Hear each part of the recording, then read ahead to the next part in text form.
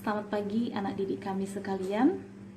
Selamat datang kepada kelas 10 SMA SMK Yapsi Yayasan Perguruan Siloam Medan. Kita melakukan pembelajaran daring karena adanya COVID-19. Meskipun demikian, kita harus tetap belajar.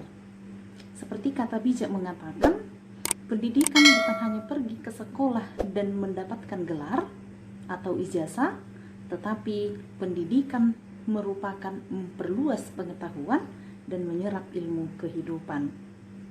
Semoga dengan adanya COVID-19 kita bisa mengambil hikmah bahwa kehidupan kita hanya diatur oleh Tuhan.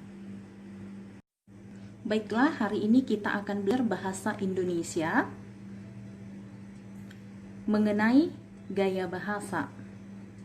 Dalam buku ejaan yang disempurnakan oleh Warida, gaya bahasa terbagi 4. Yang pertama gaya bahasa sindiran, yang kedua gaya bahasa perbandingan, yang ketiga gaya bahasa pertentangan, yang keempat gaya bahasa penegasan.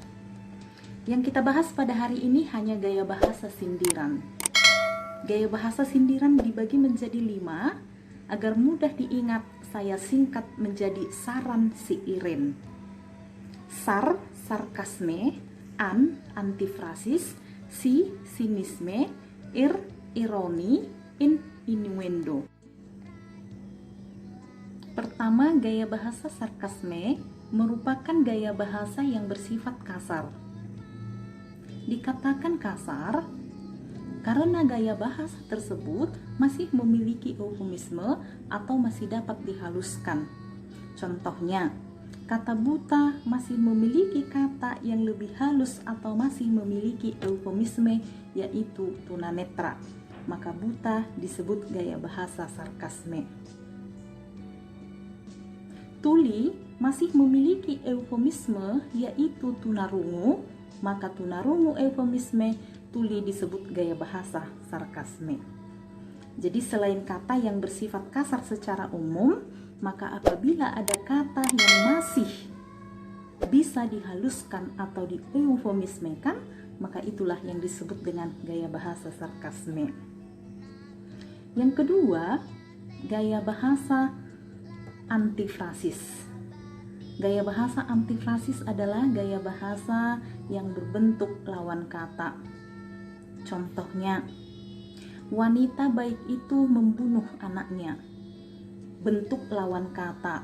Wanita baik dengan membunuh sudah pasti berbentuk lawan kata. Membunuh sudah pasti jahat. Baik lawan kata jahat.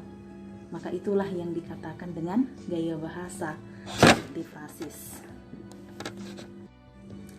Yang ketiga adalah gaya bahasa sinisme. Sinisme adalah gaya bahasa yang bersifat keraguan, bertujuan untuk memastikan. Satu kata masih memiliki sifat keraguan. Contoh kata makan, mari makan bisa memiliki 2 makna.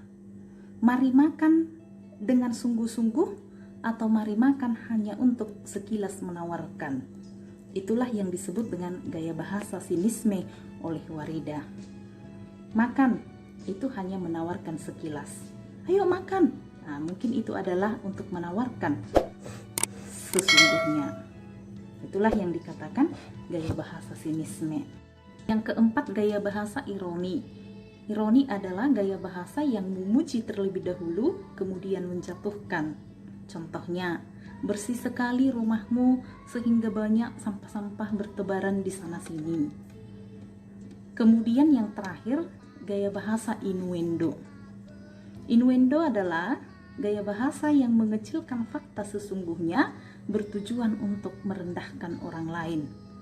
Contoh, Susi menang PNS karena menyogok. Atau Ani mendapatkan juara 1 karena ayahnya kepala sekolah. Jadi itu adalah sudah fakta dia mendapat juara 1, tetapi direndahkan agar merendahkan orang tersebut. Itulah yang dikatakan dengan innuendo. Baiklah, itulah tadi 5 gaya bahasa sindiran, sarkasme, antifrasis, sinisme, ironi, dan innuendo. Semoga dapat dipahami. Selamat pagi.